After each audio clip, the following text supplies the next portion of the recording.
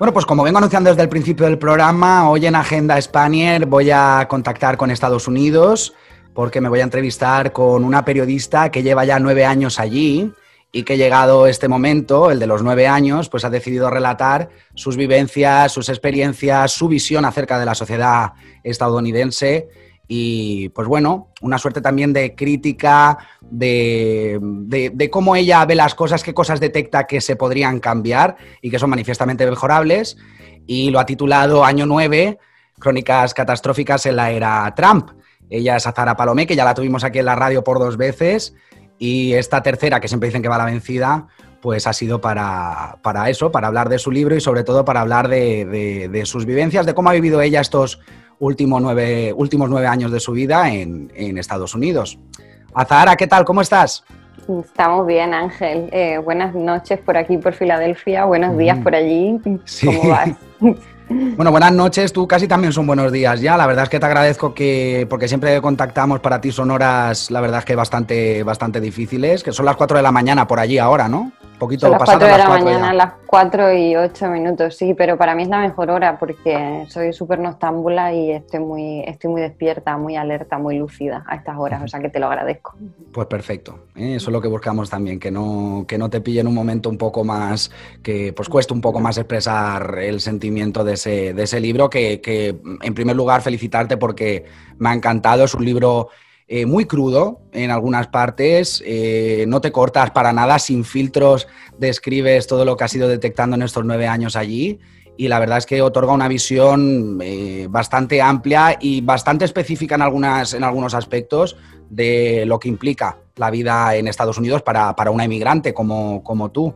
Me gustaría empezar hablando a nivel estructural del libro, porque yo he detectado hasta 3 vertientes. Igual eso es una visión de lector, ¿no? Pero por un lado, bueno, descartamos, digamos, dejamos fuera hasta 2 capítulos de los que hablas de personas en concreto, personas que se han cruzado en tu camino en estos 9 años y que, pues bueno, te habrás cruzado con miles y miles de personas, pero justo esas 2 pues implican una reflexión o bueno, tienen especial interés a nivel de descripción de lo que relatas, ¿no? Que es el institucionalismo en Estados Unidos.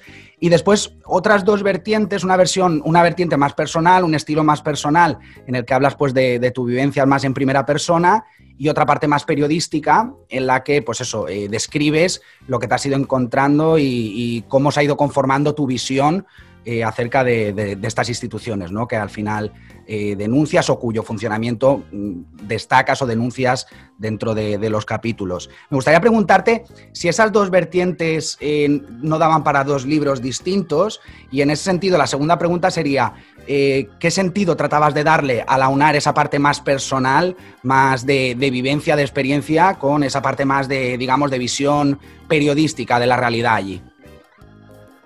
Ya, es muy buena pregunta y la verdad es que me lo han preguntado antes, me lo han dicho antes, pero en primer lugar quería destacar que, bueno, que las cosas le pasan a alguien y que depende de cómo te pasen las cosas, pues eso va a modificar tu escritura, va a modificar pues tu enfoque a la hora de escribir. Mucha gente piensa que los periodistas escriben con una neutralidad, pero la neutralidad no es tal, ¿no? Siempre hay un filtro que está ahí, que pasa por nuestras vivencias, nuestra historia familiar, económica, etcétera.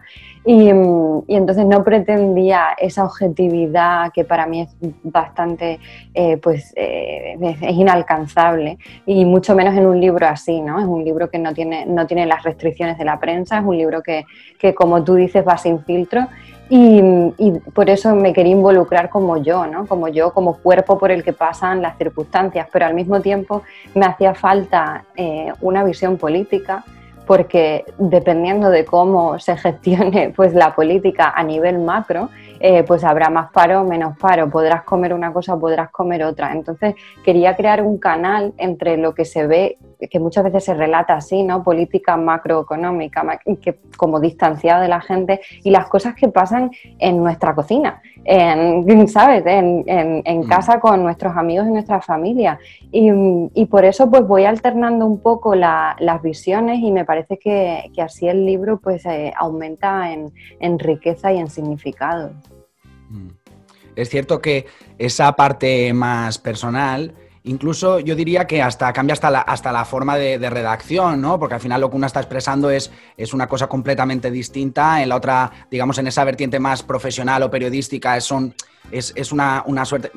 Todo tiene un toque humano, pero es más descriptivo, digamos, entonces es otro tono, pero esa parte personal, pues casi que te desnudas ante el lector, ¿no? Porque llegas a afirmar cosas muy, muy personales que yo no sé si yo me atrevería a redactar o incluso confesar con un amigo, y tú lo estás haciendo con el público en general.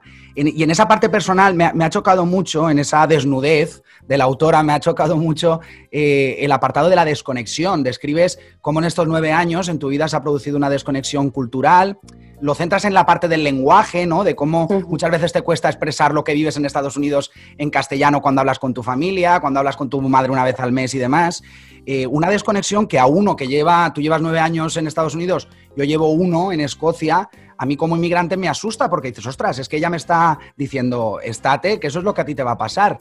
Y entonces me gustaría preguntarte si esa desconexión ha tenido varias fases, ¿cuándo detectas que te estás empezando a desconectar? Si es que eso ha sido así. Y si podrías establecer una suerte de pasos o de consejos o de guía incluso para nuevos inmigrantes, para decir, oye, en estos momentos puntuales ten cuidado con estas cosas porque si no se va a producir en tu vida esa desconexión.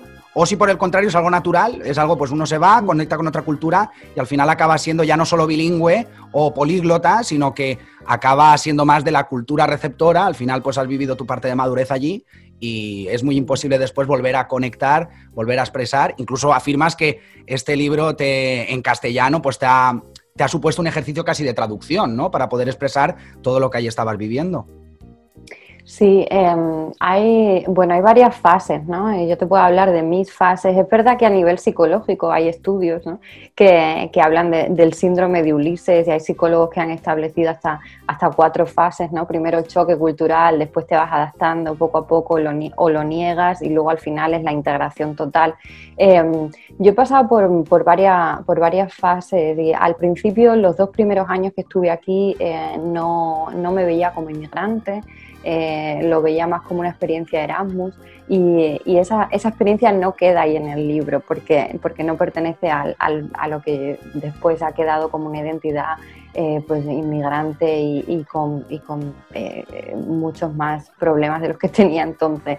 Después hubo una fase en la que estuve estudiando en español, que fue la fase del doctorado, que vivía en un grupo pues de universitarios, entonces sí que tenía la desconexión de estar aquí, de sobre todo la que provocaba pues una universidad de élite como Princeton, que aparece en el libro precisamente, pero había una desconexión que no pasaba pues entre las personas que me rodeaban y yo, sino que era una desconexión entre esa gente, incluida a mí misma, y la institución, ¿no? La institución era ajena, pero el grupo que me rodeaba pues eran otros españoles, eran latinoamericanos con los que había una amistad muy, muy fuerte que en algunos casos he seguido conservando.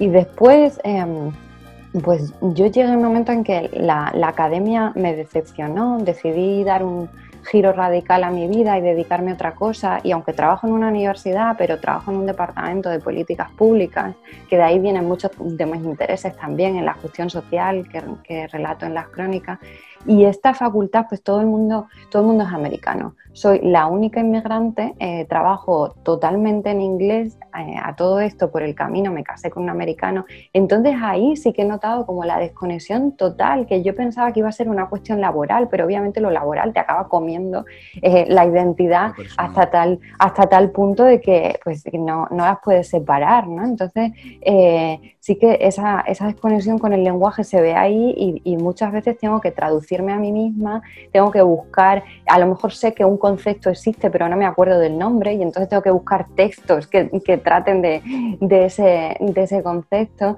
Y en términos de consejo es que yo no me veo autorizada para decirle a nadie cómo tiene que enfrentarse a esta experiencia. Más que consejos concretos, me refiero si es una cuestión inevitable o quizá responde más a tu experiencia en concreto por lo que estás hablando, ¿no? La parte laboral, que has desconectado totalmente con el idioma, que estás trabajando solo con americanos, o si realmente puede ser evitable, en parte al menos. Pues depende del tipo de inmigración. Normalmente la gente que emigra pues busca una comunidad afín, pues de otros españoles o latinoamericanos o gente más cercana a ti en cultura, en lengua y se crean como pequeños guetos y al final, o sea, los barrios inmigrantes están muy segregados aquí, pero bueno, puedes vivir en un barrio que no sea específicamente de inmigrantes, pero vas a tener otros inmigrantes alrededor y esa va a ser pues como tu base social, ¿no? Yo eso no lo he vivido a partir de decidir trabajar en inglés, dedicarme a otra cosa. Me distancié muchísimo de las amistades que tenía, también geográficamente, me mudé a Filadelfia. Entonces ha sido, sobre todo los últimos 4 años, una experiencia muy solitaria. Muy de aislamiento social, hasta el punto de cuando empezó el confinamiento, yo seguí con mi vida normal, o sea, yo ya vivía en una especie de burbuja de confinamiento y no noté ese aislamiento, esa soledad, porque la llevaba pues sufriendo un tiempo y de ahí también nace este libro, o sea, de esas circunstancias, en esas circunstancias es cuando fue escrito y de ahí bebe. Bueno, hablas de, ya lo hemos dicho en la introducción, de muchas instituciones y muchos hechos concretos dentro de muchos, digamos, eventos concretos dentro de la sociedad estadounidense.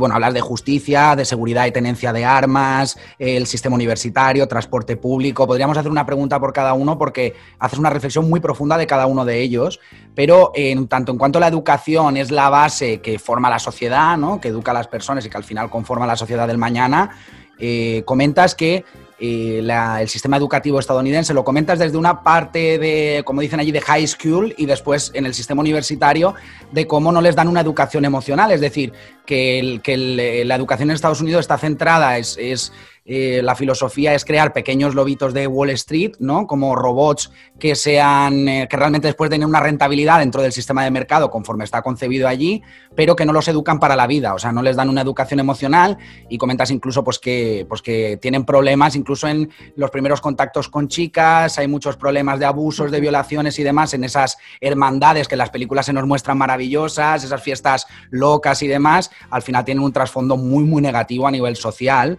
Y me gustaría preguntarte que, bueno, yo desde mi experiencia universitaria en España, estudiando periodismo y el máster y demás, no tenemos, quiero decir, es casi el otro extremo, es una educación eminentemente teórica y muchas veces echan falta cuando uno sale a la redacción, a la radio, digamos, al plano profesional, muchos conocimientos prácticos que uno pues no llega a adquirir dentro del sistema universitario y al final acaba uno metiéndose en un máster dentro del sistema privado, que es el que le otorga esos conocimientos prácticos. Entonces, a mí me ha suscitado, digamos, una suerte de inconformidad esa visión en el sentido de cómo podemos establecer un balance entre lo teórico y lo práctico para ni crear robots que simplemente sepan ejecutar, ni, por otra parte, crear solo, digamos, mentes críticas que realmente después cuando llegan al día a día profesional, pues tampoco igual tienen los conocimientos necesarios para empezar a funcionar desde el primer momento. Entonces, ¿qué equilibrio tenemos que dar al sistema público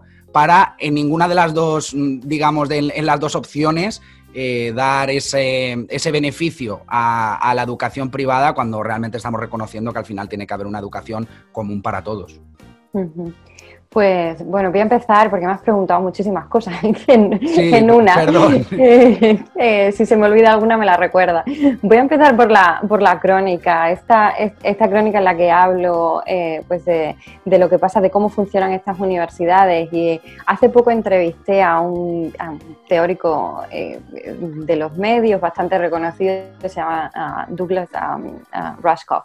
Y bueno, decía que hemos externalizado el servicio que tendría que proporcionar las empresas de entrenar a sus propios empleados, o sea, que lo que le llaman aquí desarrollo profesional, lo hemos externalizado y hemos volcado esa responsabilidad en las universidades, que son las universidades y específicamente ciertas universidades de élite y privadas de aquí, pero bueno, es un gran número, las que están haciendo el trabajo que le correspondería a la empresa, como se hacía antiguamente en las fábricas, de entrenar, ¿no?, a tus empleados, de tener aprendices durante un tiempo hasta que ya pues, se especializan y son capaces de asumir más responsabilidades. Y yo creo que es un argumento válido. Son centros muy especializados donde no, y ahora vuelvo a la educación emocional, pero bueno, no solo que no se proporciona la educación emocional, sino que no hay ningún tipo o muy poco en departamentos de humanidades quizás pues de enseñanza, de docencia en lo que es el pensamiento crítico, en crear una ciudadanía, ¿no? Una ciudadanía que sepa enfrentarse con el mundo y con las atrocidades que ocurren en este país, sino que es todo muy práctico. Siempre están haciendo pues prácticas desde primero de carrera. Tienes a gente de Wall Street, de estas grandes compañías, Goldman Sachs y todo esto, que van, ¿no? Y reclutan, y eso es únicamente lo que importa. La educación emocional, yo creo que bueno, la universidad tiene un papel que jugar ahí, pero también es una cuestión familiar, y es una cuestión al final de qué vida tengas y de cómo te educas tú en la vida y de relacionarte con los demás. Yo no creo que sea beneficioso estar hasta los 18 años metido en tu casa, porque resulta que vives en un barrio residencial a las afueras, súper lejos, y solo te relacionas con el perro del vecino y tu cortacésped. Entonces, ese tipo de aislamiento, ¿no? Y de segregación que se produce por barrios y familiar en ambientes muy homogéneos, hace que la gente tenga muy pocas habilidades sociales. Y, por supuesto, estoy generalizando porque hay de todo, ¿no? Pero bueno, mayoritariamente muy pocas habilidades sociales. Eso te inhabilita para interactuar con los demás. Llegas a la universidad, que es un espacio además muy reducido, porque recordemos que no se puede beber hasta los 21 años, entonces si te quieres ir de fiesta no puedes salir del campus, no te puedes ir a un bar, y eso explota, esa inhabilidad social, ¿no? Y ahí es donde hablo pues de las violaciones que hay, ¿no? De un montón de problemas sociales que tienen en estas fraternities y sororities. Voy a ver si recuerdo tu otra pregunta. Vale, encontrar un equilibrio entre la práctica y la teoría, ¿verdad, Ángel? Vale. Es verdad que a mí me pasó algo parecido, o sea, yo también estudié periodismo en España, y mis asignaturas eran, bueno, fundamentalmente teóricas, aunque algunas también las había prácticas, pero nunca aprendí tanto como cuando fui becaria en un periódico, ¿no? Pero es que yo no creo que la universidad tenga que cumplir una función como para entrenarte para el mercado. O sea, la universidad no debería estar al servicio del mercado, porque al final no queda, si se determina lo que hay que hacer y lo que hay que pensar desde las esferas corporativas y empresariales, o sea, si el Banco Santander o Goldman Sachs va a estar determinando la educación que se da, no hay ningún espacio para pensar fuera de lo económico. Entonces a mí eso sí que me preocupa verdaderamente. Bueno, me gustaría preguntarte también por otro de los capítulos que hablas de la vejación, del tratamiento vejatorio que se da a los inmigrantes desde el instante primero en el que pisan suelo norteamericano, y hablas de tu que detectas eso en tu primer chequeo médico, en el que te atienden pues en una consulta, no sé si decir de tercera, de cuarta, de quinta o de décima, ¿no? Sí. Pues eso, un médico poco profesional, digámoslo así, en un edificio cochambroso, vamos, que no te da ni siquiera una seguridad a nivel de mínimos de higiene en esa atención primaria que te dan. Y bueno, con eso entiendes desde un primer momento que pisas suelo y que no eres un ciudadano de primera, y que quizá no sabes si en algún momento lo vas a llegar a ser, ¿no? Que hay una diferencia en esa primera etapa al menos. Y hablas de racismo, eso lo ligas con el racismo, pero me gustaría preguntarte si es una cuestión de origen, es decir, es una cuestión de tono de piel, de origen, o es una cuestión de clasismo. Porque sí que he detectado, yo no tengo experiencia en Estados Unidos, pero sí que he detectado, por ejemplo, en España, cómo las personas que nosotros pues tachamos de racistas, en realidad lo que lleva implícito ese racismo es una suerte de clasismo, porque no importa tanto el tono de piel del que viene como cuántos números o cuántos ceros tiene en la cuenta corriente.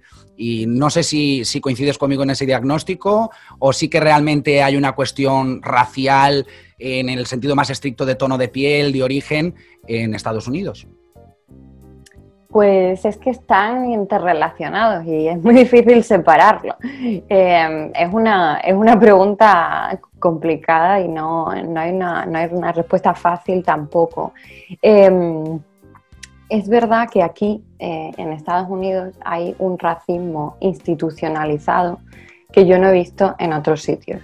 Y tiene mucho que ver con la historia del país, ¿no? O sea, es un país que nace excluyendo a la población negra de sus documentos fundacionales. Y que se hace valer de esa población negra realmente para sostener en ese momento el pilar económico del país.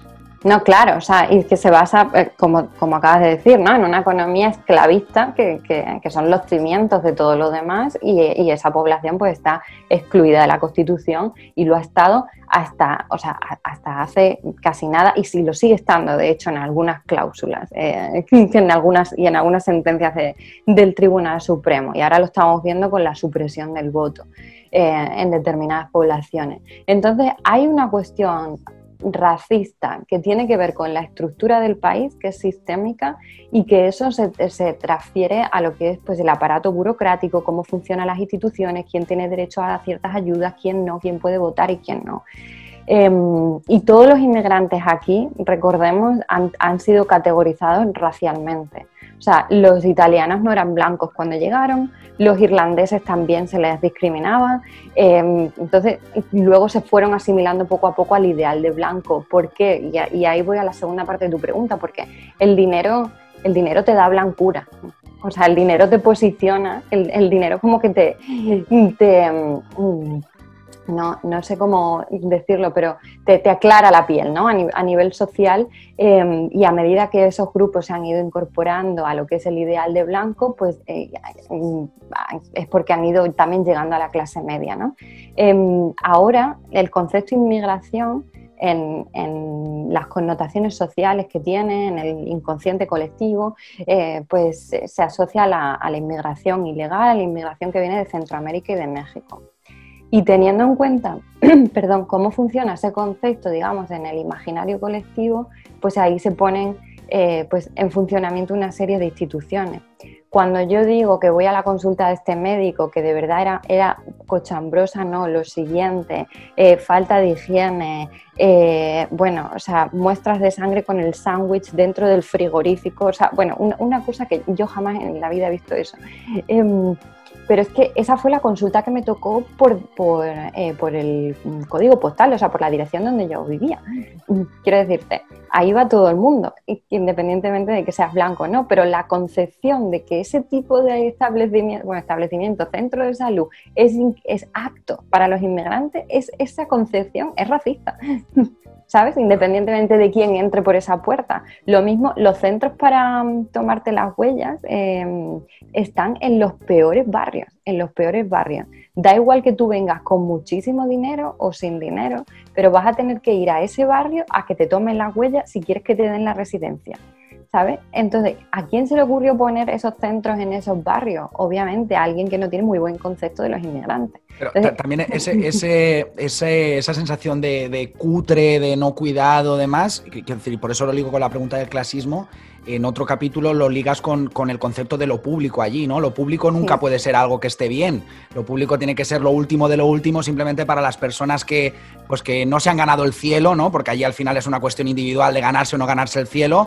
Pues bueno, si no te lo has ganado, si no te has esforzado lo suficiente, pues tienes que recurrir a lo público, y lo público es esta biblioteca que no tiene ningún tipo de fondo documental, esta consulta que no tiene ningún tipo de higiene, o quiero decir, al final es como una penalización del sistema por decir, oye, has jugado mal dentro de nuestras reglas y la culpa es tuya, ¿no? Del sistema por no poder garantizarte esos mínimos de atención, de incluso a nivel de inquietudes, ¿no? En una biblioteca o otro tipo de instituciones. Por eso ligaba con la parte de lo público, es así, ¿no?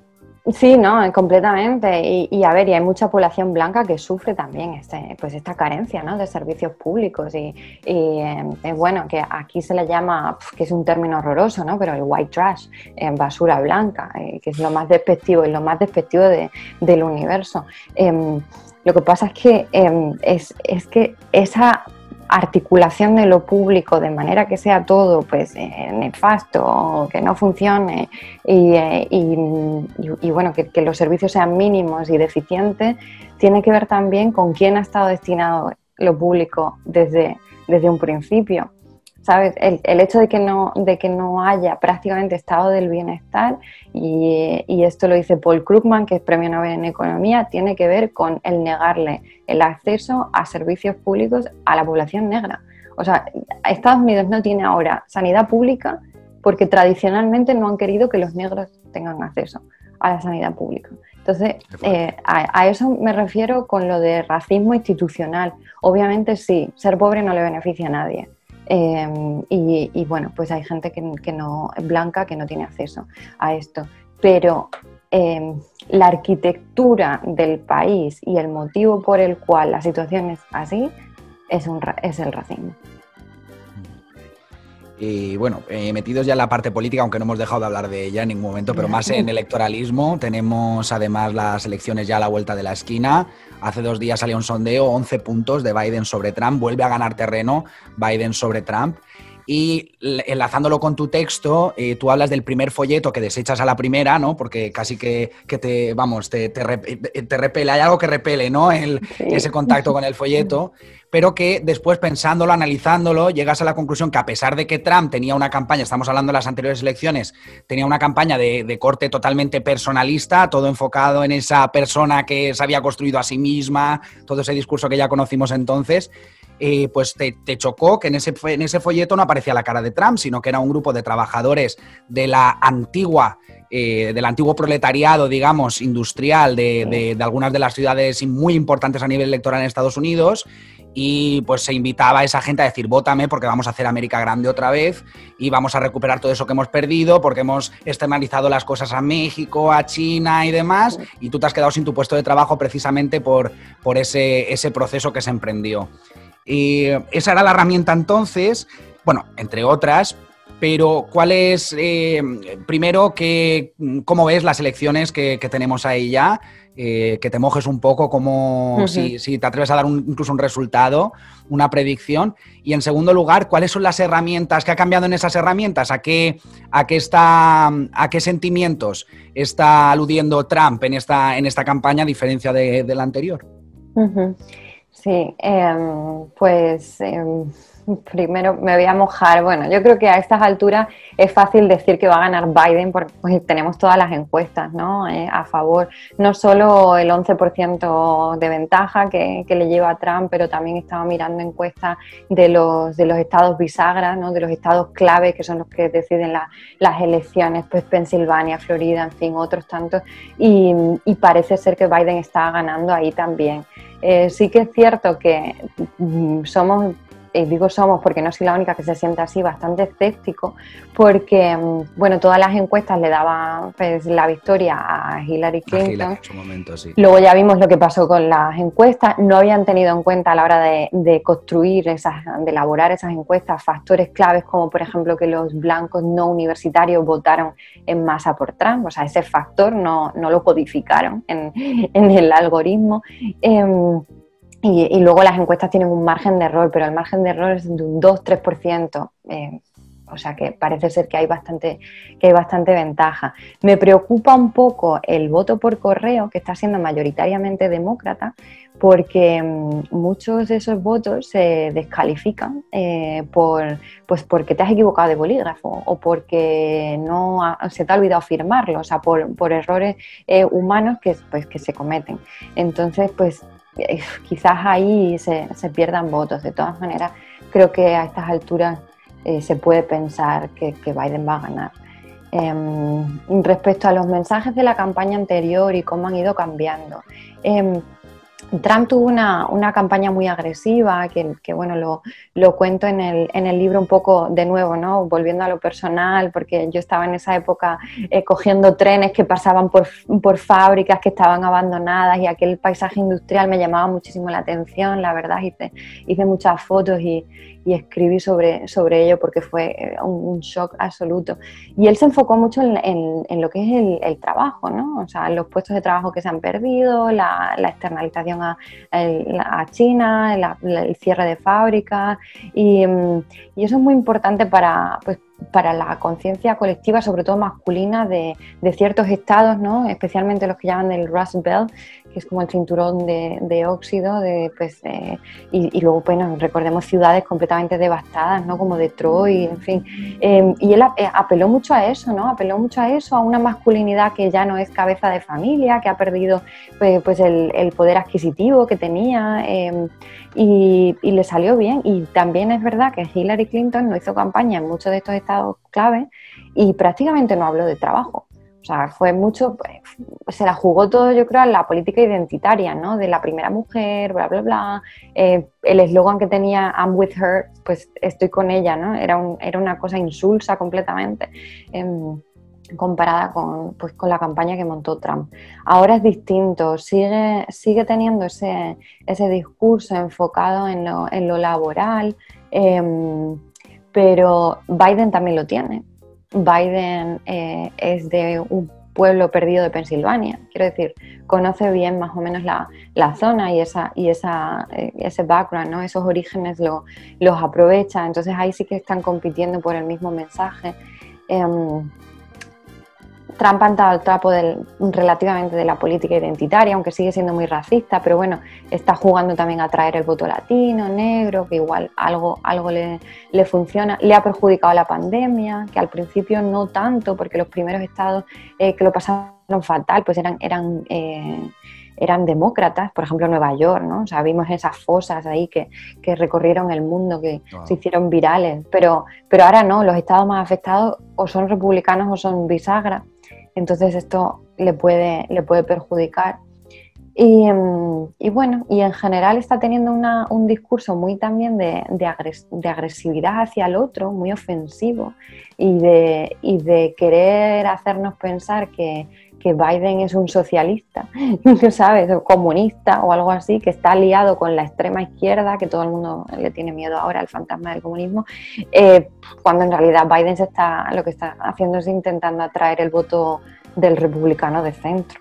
O sea que no podía ser más conservador. Está jugando la carta sí, del conservadurismo y también de lo liberal, ¿no? Al final todo es liberal en la política estadounidense, pero sí que es verdad que el demócrata puede tener esa tentación de jugar con ese discurso más socialista, no comunista, sino más de corte social, pero le está jugando la carta de la centralidad, que yo también creo que le va a beneficiar, y sobre todo por las últimas encuestas, pues parece ser que no siempre hay la posibilidad de que haya mucha adhesión al perdedor y cosas así, que yo creo que también es un poco el efecto que ocurrió en las anteriores elecciones, pero esa es mi visión también, ¿no? Comparto contigo. Y ya por último, pues preguntarte dónde pueden adquirir el libro, dónde pueden buscarlo. La verdad es que yo como periodista lo recomiendo muchísimo. Da una visión muy acertada. Por momentos puedes pensar que quizá pesimista, pero conforme vas leyendo y te va atrapando la historia, esa descripción que tú haces de la realidad, pues al final dices, ostras, es que no es que sea pesimista, es que es un relato crudo de lo que realmente pasa allí. ¿Dónde pueden encontrarlo? Y sobre todo, pues bueno, ¿cómo pueden seguirte? Cuéntanos un poquito, ¿cómo pueden hacerlo? Vale.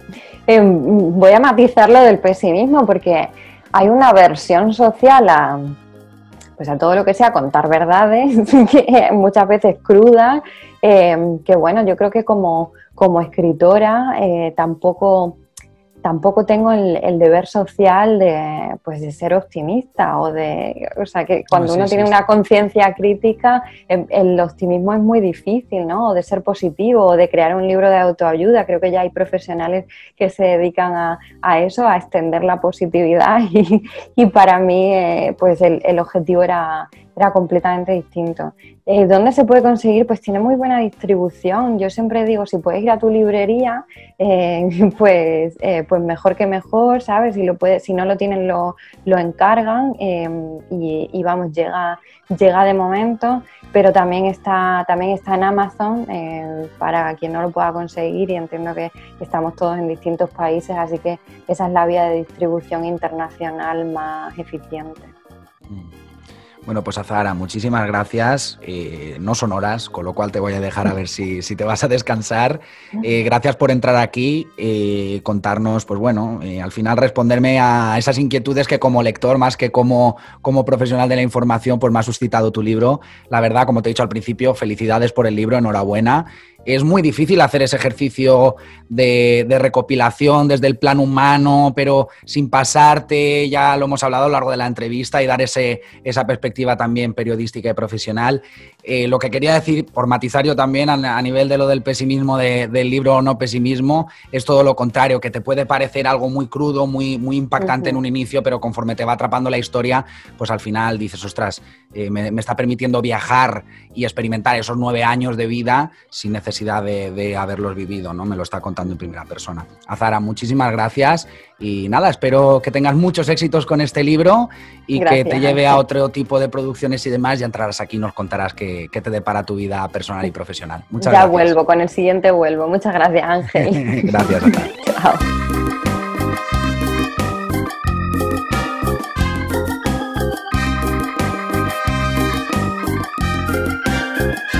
Si te ha gustado el vídeo, no lo olvides.